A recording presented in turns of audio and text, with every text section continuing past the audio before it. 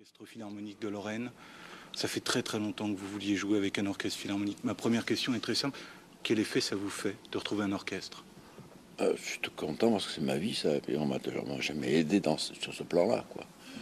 Ce sont les chefs, les sous-chefs, les gardes-chefs, les huitièmes de chef, les 16e de chef, il y en a.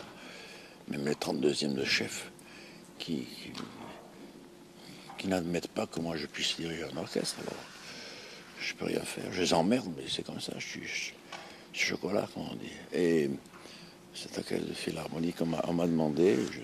Je suis allé répéter avec eux pour venir jouer en Corse et ici. Et je suis tombé sur des musiciens, d'excellents musiciens, même plus qu'excellents, et surtout des amis immédiats qui m'ont vraiment charmé au possible, charmé dans le sens forme du terme. C'était un rêve de jouer avec un orchestre philharmonique? C'est pas un rêve, c'est un rêve que j'ai. Depuis 5 ans, je joue avec des orchestres. Et quand j'étais petit, depuis l'âge de 5 ans, je veux dire. Et j'inventais des orchestres, quoi. Et je parlais aux musiciens sur les remparts, à Monaco, et dans la rue, il n'y avait personne. Il n'y avait pas de voiture qui passait à ce moment-là. Et j'avais 100, 120 musiciens à qui je parlais, quoi. J'indiquais aux musiciens ce qu'il fallait faire. Et sans connaître la musique, sans avoir écouté de la musique, parce que à ce moment-là, il n'y avait pas de radio, c'était pas terrible. Il n'y avait rien comme radio. Alors, j'ai dû inventer de la musique. Et je pensais que tous les gens étaient comme moi.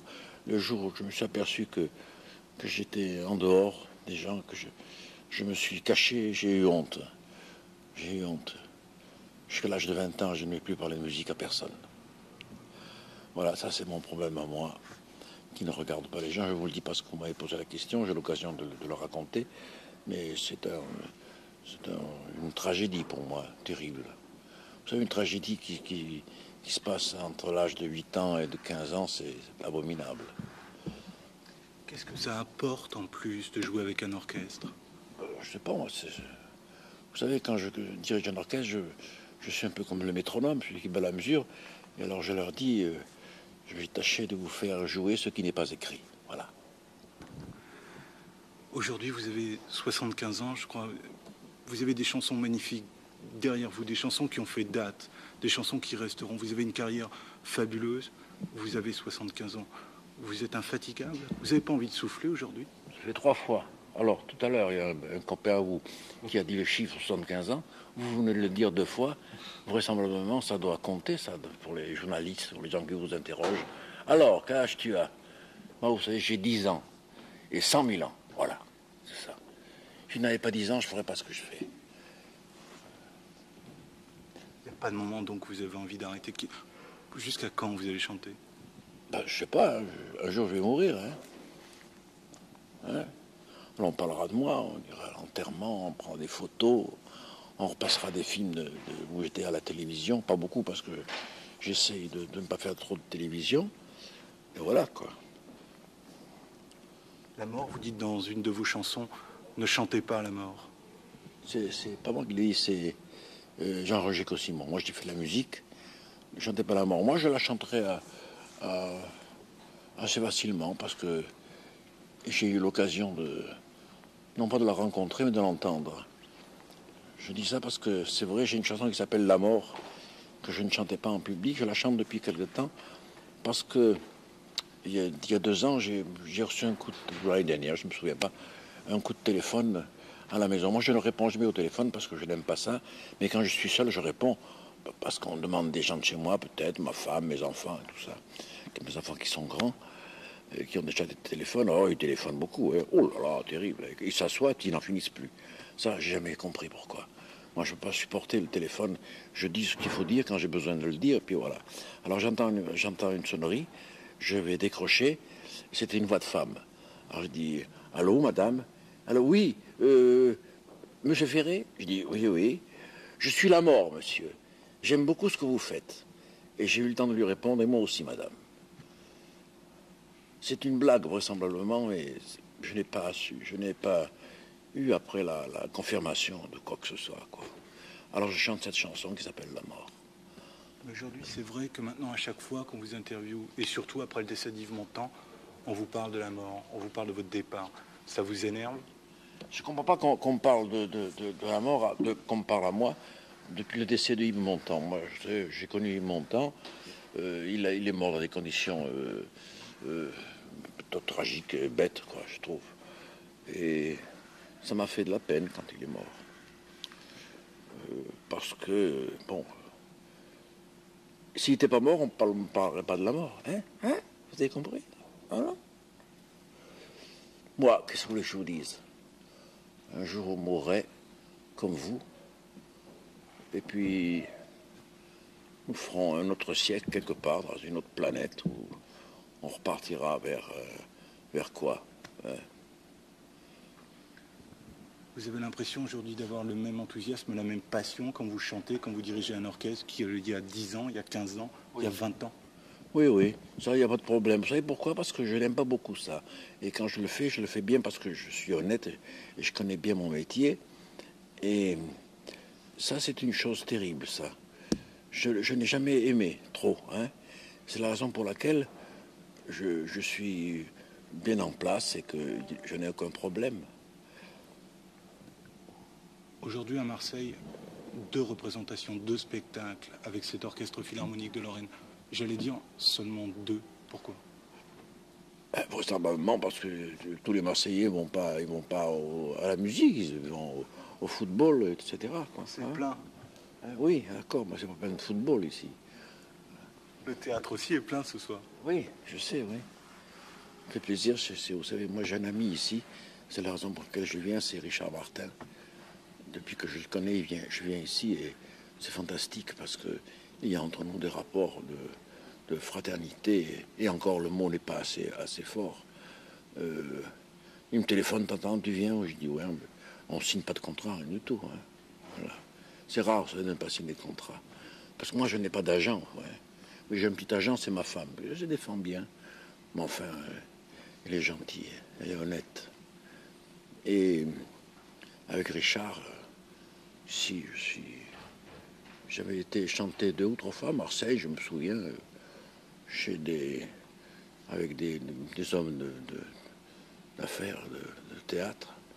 Et puis un jour, je l'ai connu, alors je suis venu ici et je n'ai plus cessé de venir ici. Et c'est la première fois que je viens dans le théâtre qui est changé, qui est neuf, là, comme ça, et ça me fait plaisir qu'il ait pu faire une chose neuve pour lui. Quoi. L'histoire de 2 copains, alors, le concert de ce soir. Oui, d'abord, oui. Et puis ils sont 75, alors 76, moi je suis le 76e. Merci beaucoup. Merci.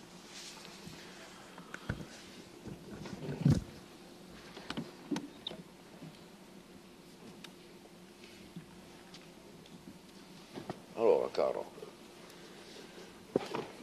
Richard Martin. Je m'en vais.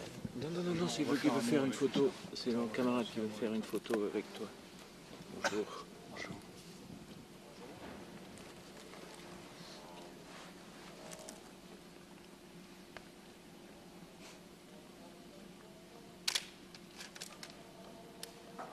Bon concert. Oui, merci.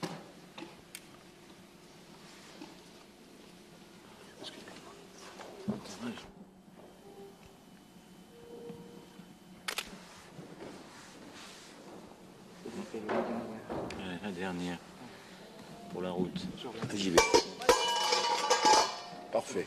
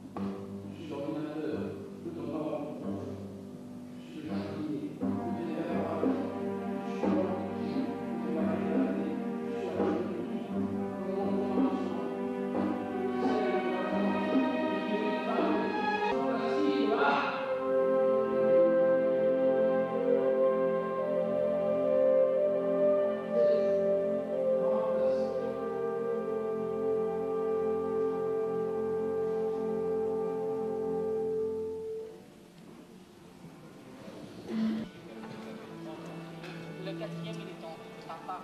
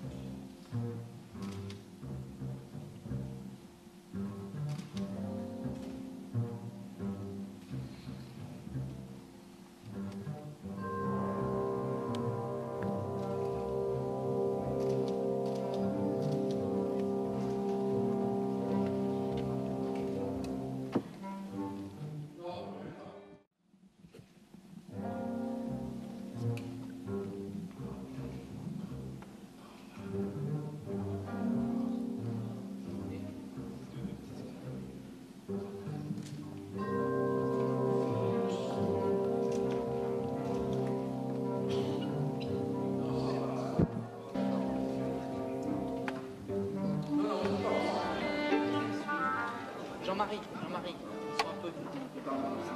Joue pas sur le fond du temps. Tu t'imagines que tu peux les entendre, mais eux, ils ne peuvent pas t'entendre. Hier, il n'y aura pas de problème. 3, 4.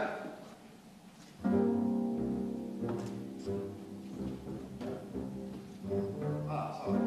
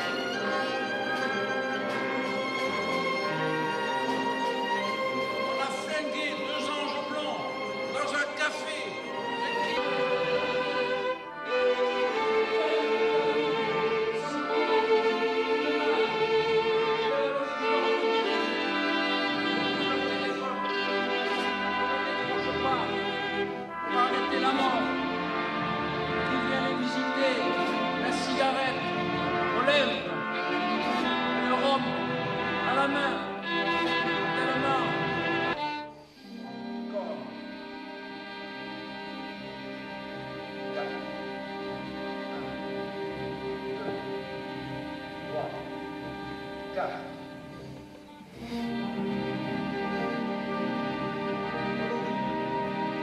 Les blessés tombent comme des feuilles mortes.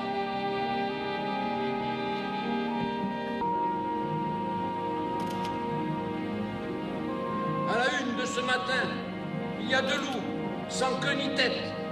Ils sont partis dans un panier, quelque part, dans un pays doux, où la musique...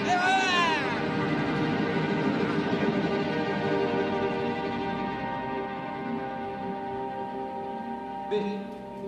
Qui dormait dans mes bras et qui me réveillait le matin vers 5 heures, chaque matin à l'heure où on tuait des loups et qui me réveillait le matin à 5 heures